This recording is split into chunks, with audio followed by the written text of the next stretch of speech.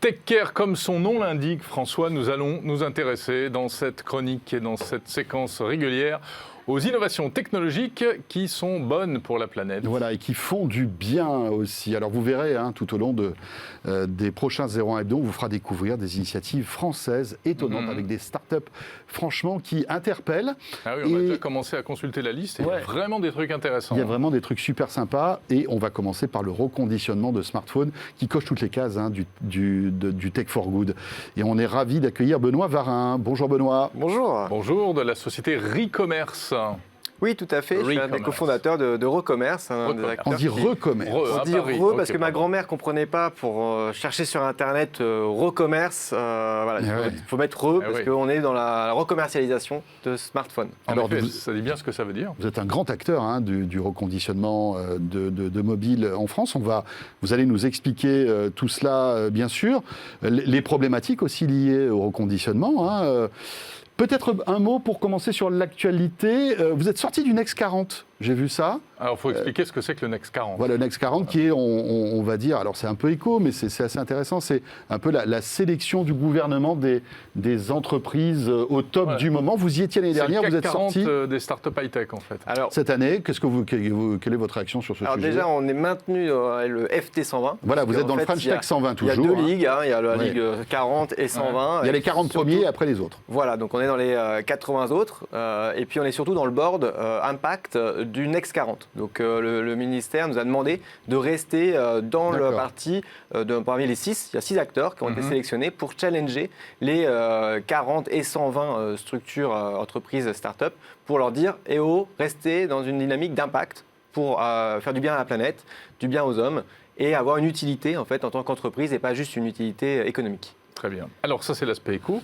Et comment faites-vous du bien à la planète avec vos petites boîtes comme celles que vous avez apportées aujourd'hui? Ah voilà, nous, notre métier, c'est d'aider les commerçants à devenir des recommerçants. Donc un recommerçant, c'est un commerçant qui va vous proposer de racheter votre smartphone usagé ou votre équipement d'ailleurs électronique usagé, puisqu'on a lancé la console de jeu, on rachète des consoles de jeu.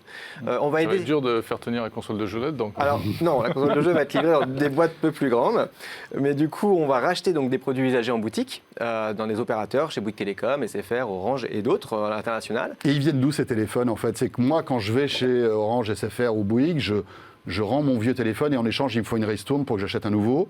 Donc eux, ils se retrouvent avec beaucoup de téléphones anciens ou pas forcément d'ailleurs. Ça peut être des téléphones qui ont quelques mois ou quelques années. Et après, vous les rachetez, c'est ça?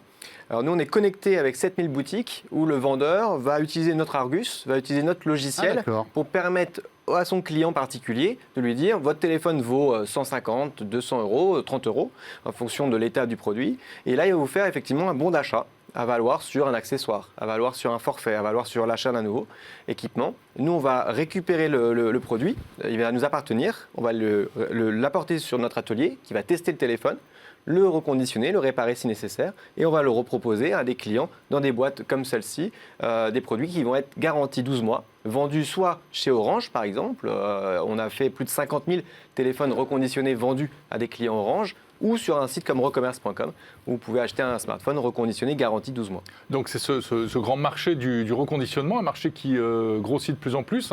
On a déjà parlé d'acteurs comme Back Market, etc. Il y a de plus en plus effectivement d'entreprises qui proposent ça. Est-ce que les clients sont au rendez-vous? Est-ce que ces téléphones se vendent facilement? Alors, ça se vend très facilement parce que les clients, à plus de 70% des clients se disent intéressés et prêts à acheter un produit reconditionné. D'accord. Donc ça, c'est des nouveautés. Depuis 11 ans qu'on existe. Les clients ont dit, voilà, pourquoi ils achètent du reconditionné? 1, c'est moins cher, jusqu'à moins 70%. Et 2, c'est un acte éco-responsable. Bien sûr. Ça permet de limiter de 30 kg de CO2 non émis en termes d'émissions de gaz à effet de serre.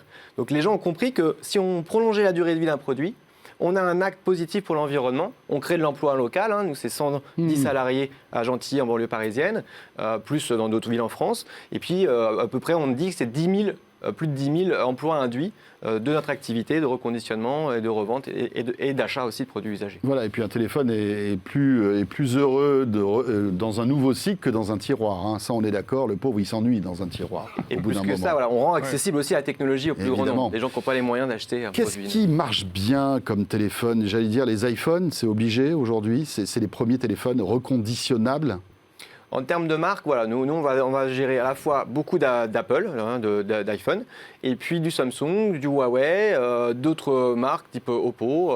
Donc on a, nous, une large gamme de produits. Ça va de 70 € jusqu'à des produits à 1 000 €, 1 500 € en reconditionné, qui, eux, en neuf, valaient 2 fois plus. Alors si j'ai un smartphone que je veux rendre, enfin auquel je veux donner une deuxième vie, pourquoi est-ce que je viendrais plutôt chez Recommerce que chez un de vos concurrents ou que même, par exemple, chez Apple qui, lui aussi, reprend les produits? Alors, vous allez aller déjà chez votre opérateur télécom. C'est l'acte le plus naturel. Vous avez un service et donc là, vous allez revendre votre smartphone d'ailleurs au meilleur prix chez un opérateur télécom qui va vous faire un bon d'achat, qui va vous faire un abonnement, etc. Donc, via l'opérateur, vous allez nous le revendre. Parce qu'en fait, nous, on est l'acteur qui travaille avec la plupart des opérateurs. On ne s'adresse pas directement à vous, en fait. Voilà, comme quand vous achetez un smartphone, nous, on vend, par exemple, sur un des acteurs que vous avez cité, une place de marché. Et sur toutes les places de marché, vous pouvez trouver des produits Recommerce.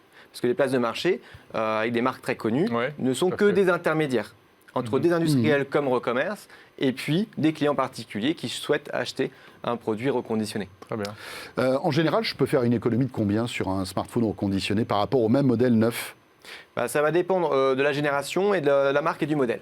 Ça va de moins 10% à moins 70% d'économie sur un produit neuf quand vous achetez un produit reconditionné garanti 12 mois. Alors dites-nous Benoît, il y a une petite musique là, il y a un projet vaguement dans l'air de taxer les smartphones reconditionnés. C'est pas bon ça pour vous, ni pour le consommateur. Cette fameuse taxe copie privée qui était anciennement, enfin qui est toujours d'ailleurs réservée aux nouveaux produits. Et là, il y a le spectre de l'arrivée de cette taxe sur les produits reconditionnés. Et vous criez au scandale. Alors on est vent debout parce qu'en fait, on est déjà taxé de beaucoup de taxes, que ce soit la TVA, que ce soit des taxes sur le recyclage. Nous, acteurs français situés en France, on a beaucoup de taxes qu'on doit payer, des impôts, etc. Ouais. Contrairement à des concurrents qui sont basés d'ailleurs en Asie, qui eux vendent souvent sans payer de taxes. Et sur les marketplaces, c'est un des gros problèmes qu'on a, nous, acteurs français, d'être concurrencés par des gens qui ne jouent pas les mêmes règles. Donc, c'est déjà d'un point de vue global, on demande à l'État de faire respecter le cadre légal sur des produits neufs, mais aussi des produits d'occasion qui viendraient de l'autre bout de la planète. Sur le sujet copie privée, on est effectivement en solidarité avec la culture, puisqu'on dit sauvons la culture, réouvrons les salles de spectacle. Mais pourquoi vouloir taxer les produits reconditionnés qui ont déjà été taxés quand ils étaient neufs.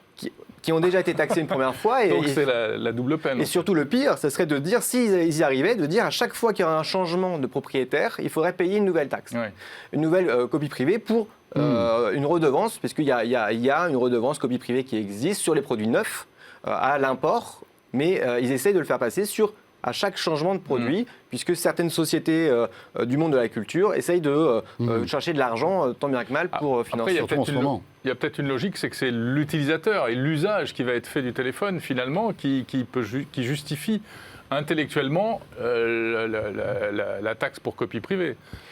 C'est-à-dire que je vous achète un téléphone, il a beau être reconditionné d'occasion, je vais mettre de la musique dessus, je vais l'utiliser, je vais stocker des films, etc.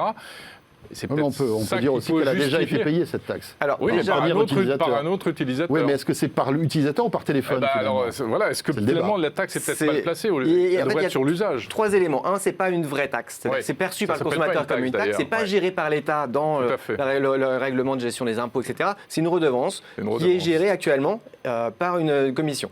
Deuxième réaction, c'est que le téléphone n'est pas utilisé pour faire des copies. Vous-même, je pense que vous utilisez très peu. Vous utilisez des applications en streaming, vous téléchargez, vous avez un abonnement. On n'est plus sur une économie de stock, comme c'était à l'époque, on est sur une économie de flux.